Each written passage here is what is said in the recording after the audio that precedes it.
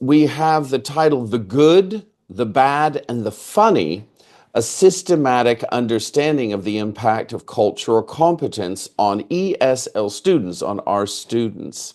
My assumption is that most of us are teachers. Now, how this title came about, I just want to explain it. I have done some talks earlier, and the more you delve into a subject, the more clarity you have, or at least you can adopt a system that helps people understand it better, helps yourself. And this is what I've come up with. And I based it on my own experiences. Experiences where cultural, the misunderstandings were funny, they were bad or uncomfortable, and they were positive or good. And so I want to talk about those today. Now, what's the goal of today's meeting? Is to provide a framework for ESL educators to address each type of cultural experience in practical and engaging ways. So if you haven't thought about cultural, teaching culture, maybe you'll start to think about it after today. If you have thought about it before, here is a framework by which you can maybe use, to your benefit in the classroom. All right, now the lit reviews, if you are an expert or do research in this area, you undoubtedly come to the conclusion, and this is nothing new, and it's been long held views. But Byram was writing in the 90s, and this was even understood earlier. ESL cultural acquisition research views language learning as inseparable from the cultural engagement. So as most of us already know, words are not in a vacuum. Phrases, sentences reflect mentality, and and words are conditioned. The words and the meaning, the specific meanings, are conditioned by the culture, by the surroundings. And so English in Kazakhstan, but it's a different experience perhaps, even if you're using the same words, if you go to South Africa, the UK, America, Australia, or even Nigeria. So words in different contexts, cultural contexts, can add great value and meaning, and some would say are essential. Now, what I'm going to do is I'm not going to look at cultural competence from that perspective. I'm looking at it now from a global perspective. All of us are involved in a global community where we have this globalization, but locally we still have different cultures and different rules of etiquette. And so when we're teaching English in our classrooms, we understand that the chances of someone going to the UK, living in the UK or America, the US, are rather remote compared to the other 188 countries in the world. And so what we're doing is not teaching US or American culture exclusively or as much, but we're looking at the target culture. If we're doing business English, we ask, where do you normally travel? So we're looking at where students likely will end up at university or beyond. So in the case of Kazakhstan, it's very common now to go obviously to Europe, the UK, some to the US, but Turkey is quite popular. Korea and China are increasingly popular. So we have different cultures that we can now include in our English language classrooms. And I think we need to be aware of that, which creates, I think, a more interesting, a more complex, and ultimately a little bit more difficult task for the teacher. Now, I'm going to suggest in this meeting that there are three types of cultural experiences. And so this is a guide to teaching cultural competence in the classroom. So let's look at these three types very briefly. And I want to look at the first one is the humorous, or the funny, as the title said, the funny moments. Now, these funny moments are the innocuous moments. I'm actually going to write that word down because it's a nice word. And if we're all learning English, it's nice to learn some new vocabulary. Or if we're teaching, it's nice to learn some new vocabulary. Innocuous means it's harmless. It's not going to affect your career. You're not going to lose your job or your reputation. It's just funny. Or if you do lose a bit of face. If you lose face, you're embarrassed for a moment. It's nothing long lasting. And I'm going to just share one of my own experiences because I have traveled and lived in many different countries, mainly in Europe, but I've traveled and lived outside of Europe. I've lived in Russia. I was a professor of politics and director of academic writing at MGIMO University for a period of 5 years. And I've lived in Poland. I've spent time in Kazakhstan. I'll be spending more time in other countries, but I've lived mainly in Europe and the US. And I remember my first time to Italy. I was renting an Airbnb, one of these shared events where I was renting the room in the back. It was in a beautiful area of Rome called Trastevere. And as it happened, the owner of the home was well connected in the art community or art world, and she invited me to an art exhibition by a well-known, according to her, well-known American painter. So I said I would love to go. So it was maybe my second or third day in Italy, and we went. The problem was I knew Spanish, but I was at the very basic level of Italian. I didn't know Italian. Now I lecture in Italian, but that time I didn't know any Italian. And so she didn't know Spanish. So I was trying to use my Spanish, but in it, so it's difficult. If you know Italian, you can understand Spanish. But if you know Spanish, you can't actually understand Italian. So I was at a disadvantage. And she was trying to explain in as simple a terms as possible what we were about to experience. And so she was saying, excuse me, so she was saying, okay, this in Italian. Honestly, I didn't understand, but I kept shaking my head because she was so enthusiastic. But she kept using the word Louis. You can see it here, L-U-I, Louis, Louis, Louis, Louis. Well, in English, Louis is an informal way of calling someone Louis. So if Louis is the real name, it's not a common name, but the first name. But if you know them really well, you might call them Louis. But again, not very common and rather an old-fashioned name when I was growing up. So she kept saying that. So we got to the event, and I didn't notice the big banners because I was just all taken in by this.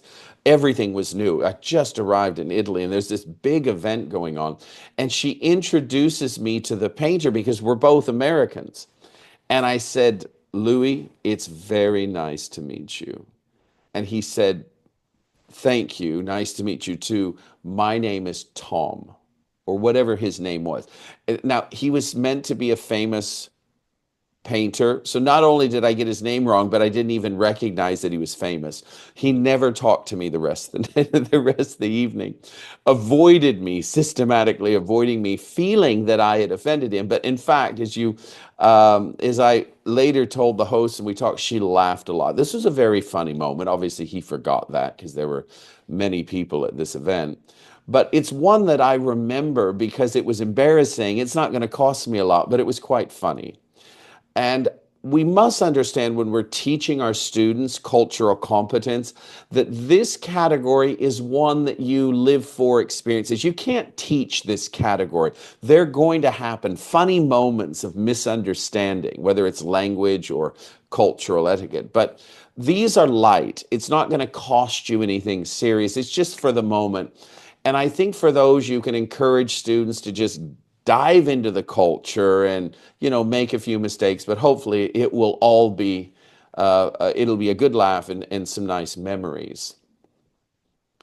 Now I know one. Now I'm not sure if this. I don't think this is offensive for people in Karaganda, but we're going to find out. I don't mean any offense by this, but I was doing some research in Russian. Is there any cultural reference to Karaganda? And the only thing I could find is that if someone's saying like, where are you going? Where are you going? And a little bit annoying, then someone in Russia might say в Karaganda. So где в Karaganda? And it's sort of this funny sort of thing. I hope no one's offended by from Karaganda. But the interesting thing is that obviously now Karaganda is on the map, and more people know it, so we won't be able to use that expression anymore. All right.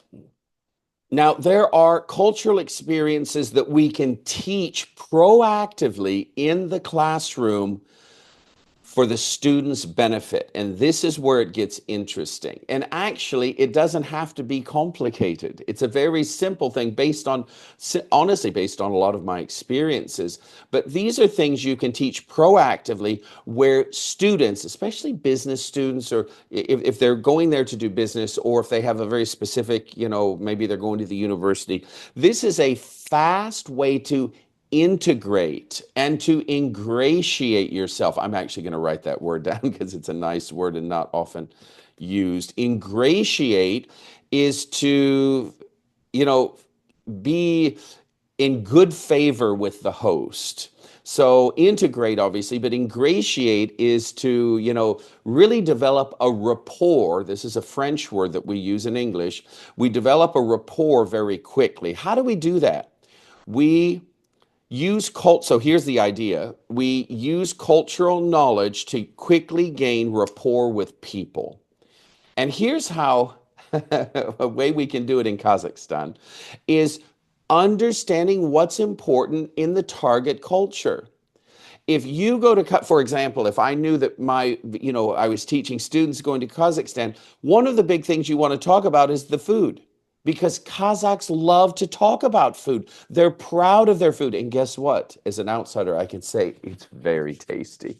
I've had all of these dishes and love Kazakh cuisine. But I know because I'm watching the faces. No Kazakh who's really Kazakh is as proud as when they're feeding you their food and you are satisfied. It's a very proud moment. And it's a way to quickly gain rapport. Now, I'm not talking about manipulation. I'm talking about true interest and an empty belly, an empty stomach. Because this is quite interesting. Established connection is rapport. Thank you, Elmira. So doing things like this, understanding what is important to the target country or people or city, and understanding, having knowledge of that, understanding, wow, I would love mante, or I would love beshparmak, or, something like that. And even knowing the words, these are two words. You can memorize these two words. It's not difficult. And suddenly the hosts are touched in a genuine way because you've taken time to do this. This is a way to quickly establish rapport in a positive cultural sense. And so what's the key idea that I'm suggesting? It's to show interest in a cultural element in the target country. It can be food, it can be drink. Some areas have special drinks that they like to offer, important monuments or architecture, key writers or thinkers. I mean, I'm speaking at Bukatov University.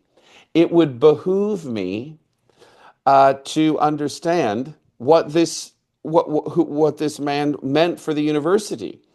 A rector in the 70s, one of the most prodigious scientific authors and thinkers, maybe in the 20th century in Kazakhstan. Many patents, 200 articles, numerous books. He had an influence that went well beyond this country.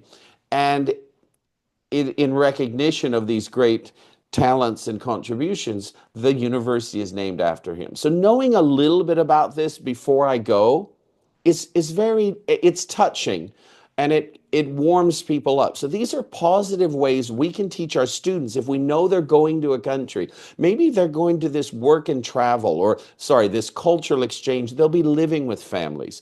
This is a great moment to teach them, listen, there are 3 or 4 important cultural things you need to be aware of when you go to that city or that country. Let's talk about them. And just doing these sorts of things that I've talked about, identifying what's important for those people. Oh, Mira, thank you. So all of us can teach this. And this is critical for teachers, we don't need to be experts. We need to be sensitive and think, all right, if Beshparma and this and this and this is important for me, what is important for someone else? Just showing a bit of empathy, thinking about and then you can teach your students. Say, all right, we need to talk, you need to know these three things, and let's practice English around them. What are the names? How do we use them in context? What's the right preposition to use with this noun? So we can teach these sorts of things, and it will be a positive experience for the students. Now, I've saved the worst for last. There's always some bad news, not strictly bad news, but detrimental experiences. These are the ones, unfortunately, students live through or we live through where we've made a mistake, or we don't want to make a mistake. So we want to think about not just the positives, but we want to proactively think about what are things we want to avoid so as not to offend people. So as not to offend people. And okay, thank you. Elmira is providing some very funny commentary in the chat for those who are interested. So these are things we want to be careful of, things that hopefully you can prepare ahead of time. I'll give you a few examples just because I'm traveling a lot, and so I have to be very sensitive. But so if I'm traveling to a certain country, and they have a border issue, political issue with their neighbors, then we've got to be very sensitive about bringing that history up or how we discuss politics. My general idea is you probably avoid it or just listen, unless you're there to speak about politics. If you're there to do English or study or get a business done, then probably you want to be very sensitive and careful about these political issues. Luckily, Kazakhstan doesn't have, there are demographic and social issues, but there are, with maybe different groups of people, but politically Kazakhstan's pretty okay with their neighbors and pretty stable. But if you go to other parts of the world, it can be a bit tense. So I'll tell you one recent example. I'm going to go to I don't want to name the country, but I'm going to go to a country soon where one of my workers is someone who is from a neighbor country, and they don't get along historically. They've had quite an antagonistic relationship. That's a big word, antagonistic. And so I have decided not to include this person, my person, in the team meetings because I don't want extra tension. And I can tell you this is fresh tension. It's not like 100 years ago tension. So what I've decided to do is send them all the notes, but leave them out of the meeting because I don't want issues. And so this is what I'm talking about, being culturally sensitive, thinking about that. And do you know how I cut my teeth in the cultural exactly. Cutting teeth is basically learning and gaining experience. On my Instagram, I'll give you that link later, encompasses, I don't know, more than 100 countries, followers from more than 100 countries. And I remember having some issues where I said something that offended some group. And I realized very quickly that I have to think not just about my own culture and my own, in this moment, I tried to be funny. And not just my own sense of humor, but how that will sort of translate, quite literally translate into other countries. Will they find that funny? Is that offensive? And sure enough, one of my jokes was offensive to a certain group of people. And I learned very quickly that when I want to present something, I can't just think about myself or my West, maybe Christian sort of mentality. I have to think about all different religions and all different peoples around the world. And so I think I've gotten a lot better at it in thinking before the problem and instinctively ask, will this idea, will this, picture or this joke, will that potentially cause problems? And so this is what we have to do. Now, when I was at Cambridge, unfortunately, I wasn't aware of this. And so I remember a Japanese student at the college who really liked me, invited me for dinner, and there were 5 of us around. And I remember going to the dinner, and there in Japanese culture, there are certain, sort of things you do or don't do. And I remember after 2.5 hours, no, I was getting a bit tired. I excused myself and said, I'm going to go home and study. Now, then we were all at university, but I remember, I didn't notice, I didn't understand at the time, but I remember his face and how surprised he was that after 2.5 hours I would leave. And you know, he never talked to me again. And I did some research later and asked around and said, well, when you're invited like that, at least with him, it was a situation where you don't just get up and leave. They will have, sort of, it's expected you'll spend the evening together, and maybe he'll sort of formally dismiss people or something. And I obviously wasn't aware of this and lost a friend or a colleague, a close colleague. And so these are things we want to avoid. So when we're teaching, we teach the positives, but we also think about, especially when it comes to business and education, or we want to think about, okay, what are things that people are sensitive to? And one of the things we always have to consider are the rules, the unwritten rules, we call this etiquette in some ways, around meetings, especially around food in meetings. What is appropriate? Do you give gifts? What kind of gifts do you give? When do you give them? How do you dress for the meeting? How long are you expected to stay?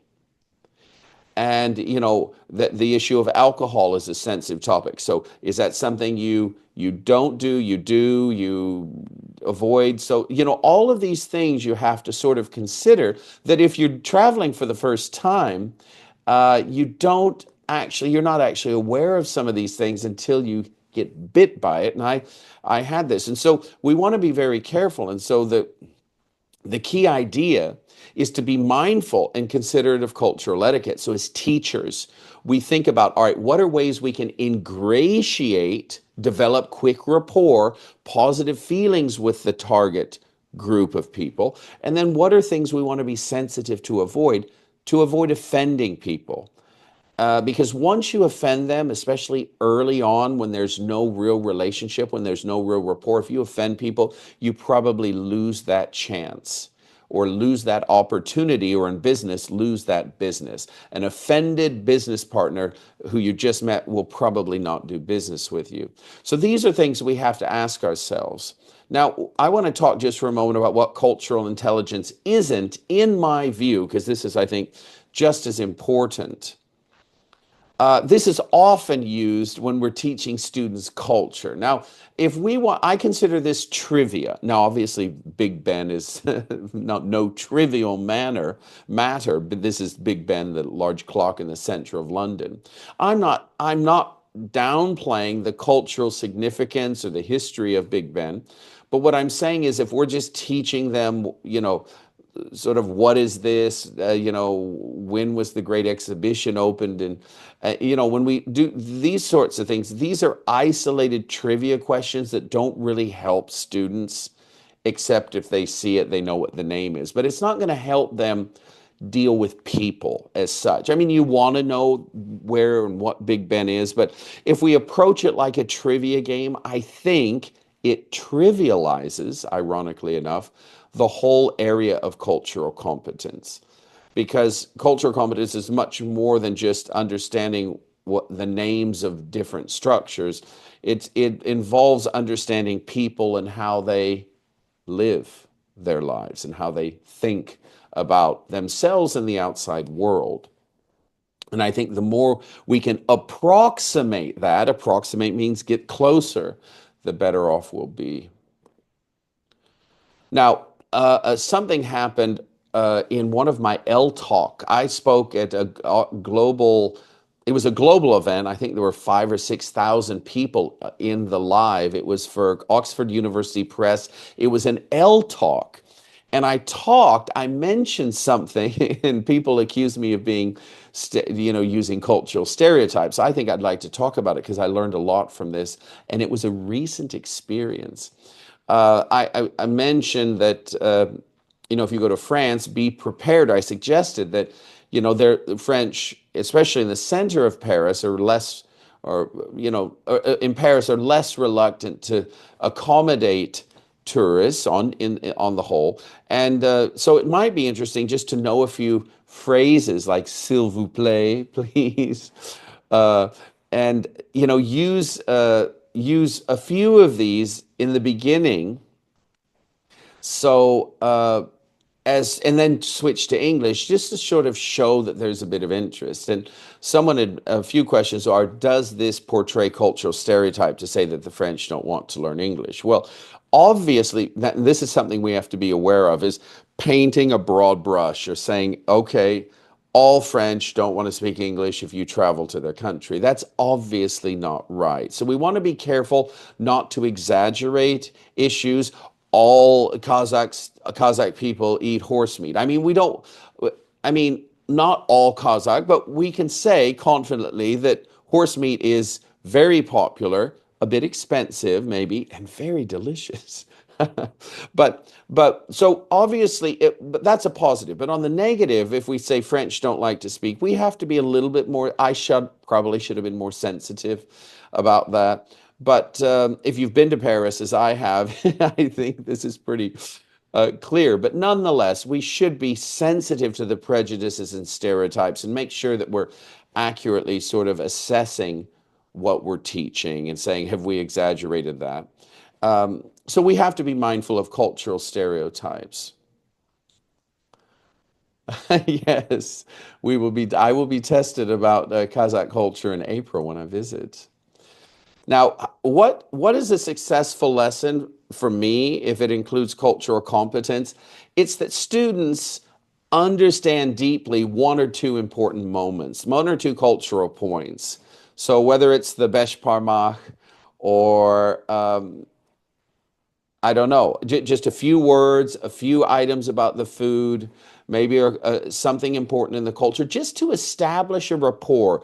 People are heartened if they know, even me, if someone would come to my city in the US, I would be genuinely and positively surprised if someone did enough research to know something more than just the Arch in St. Louis or something below just the most obvious.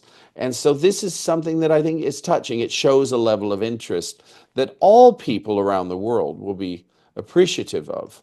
Now we can open up for questions now or comments. We have 10 minutes or so. Here I can be found on LinkedIn, on Instagram, which is where some of you might know me from. Or if you are old school, send an email. I do respond to emails. So we have a few options to continue, but we can continue this conversation right now and talk about something that's on your mind. Any questions, comments, observations? Love to hear from any of you. Could I start Yes, the hello, Anna. question? Thank you for your presentation. Yeah, this is really interesting, and your style of presenting the material is really impressing. So, Thank you. but I would like to ask some questions. So, for example, you told the story that somebody, Japanese person, was offended by something. Do you think that it is really polite to be so much offended if a person doesn't know anything about his culture? That's a very good question. I'm going to just, Kimbot, I'm going to mute you for just a minute because I'm getting feedback. Apologies. So, yeah, you're right. I can't, but what we can't do is control the reaction of the other person, can we? Even if that was an overreaction, which I clearly think it was, but you can't, nonetheless, I could have mitigated that problem, mitigate, make less. Anna knows this, but I'm just telling for everyone else. I could have mitigated that problem by just sort of maybe reading up a little bit on what are the expectations of events. So if you're entering a social or something rather formal or a social event or gathering that's important for you, it might be a good idea to read up on what are the expected things. And we have Chat GPT now. We can quickly, get knowledge, which for teachers is great. We can easily teach this.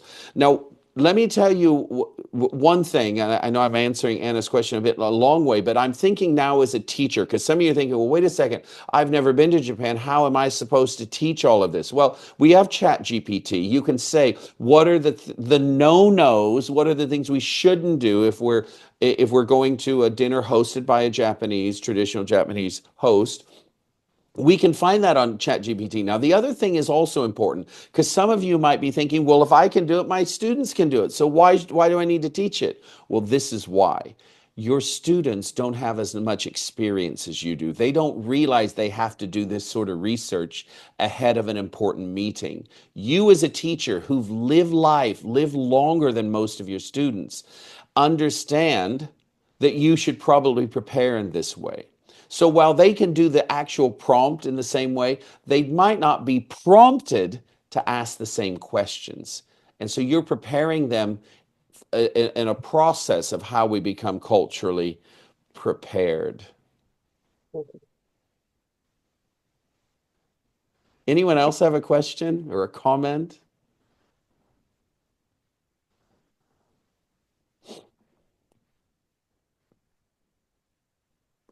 Well, this has been a very, Can I can yeah, I comment? yes. Hello, Hello, Professor. Amira. Thanks Are for you the your one writing all these great comments? yes, Thank you. the one that has a sense of humor. Thank you. So you really raised a good topic. Actually, since we work with pre-service teachers, we know for sure that all our students are going to be just in our places very soon. But while working with adults, I think it's a good thing when you meet their professional interests. Or at least if we have our students as teachers, we know for sure that it's going to be their major. But who knows, after 3 years, maybe they would like to change their career and to change and align with their objectives, personal objectives. For example, if they would like to try something in tourism or whatever.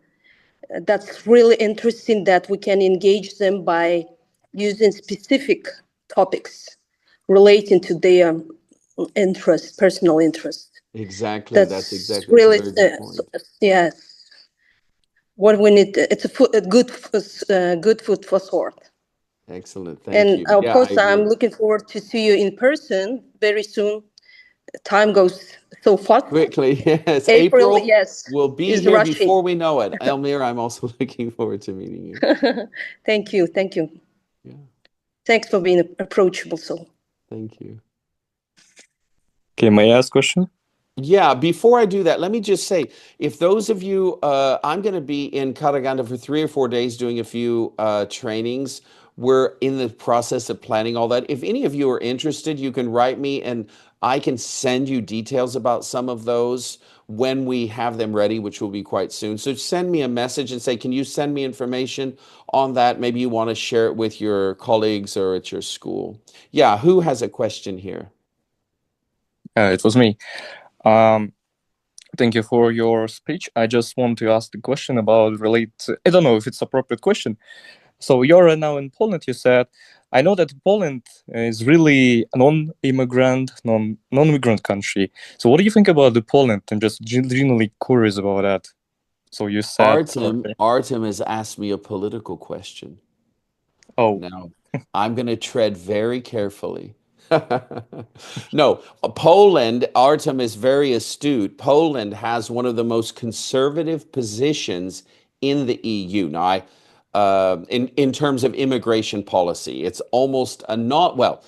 On the one hand, it's quite generous. On the other hand, it's not at all very open. So I must say that I'm not Polish. So I just say that because I don't hold a citizenship. I'm not a voter. I am an American citizen who is living here because I'm a professor. So just to make that clear. I live in the capital, in the center of Warsaw, and I witnessed more than 1 million Ukrainians come to this city, just this city, not anywhere else. So it's been in terms of that policy, probably one of the most open. I know that if you compare what's happened in other countries, Syria to Turkey and other places, the relationship hasn't always been as harmonious. Excuse me. There's always an issue when you've got a mass exodus, and in that sense, Poland's been very admirable. But Artem, you're right. In other senses, it's quite severe. Yeah.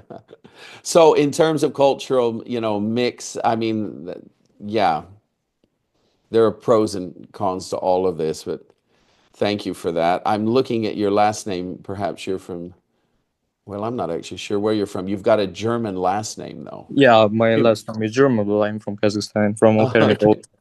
Okay. Thank you, Artem. Very nice to meet you. Yeah, me too. Hello, Shulpan. I want to acknowledge Hello, Shulpan. thank you. She's the one who made this possible for me to be here. Now, I know that we like to stick to the schedule. And according to my clock or my watch, this is meant to end at 10 o'clock. So I'm happy to, if we have other questions, we can extend it. I don't know who's moderating this, if we want to cut straight off at 10 or if we want to allow someone else to ask a question. Okay, thank you, Professor, for your lessons. And maybe we will meet in April. Yes, we will. Yes, we will. Thank Thank you. you. Well, let me just undo this for just a second and say, very nice to meet all of you. Any questions or comments, just reach out to me on one of those three ways. And hope to see you all in Karaganda.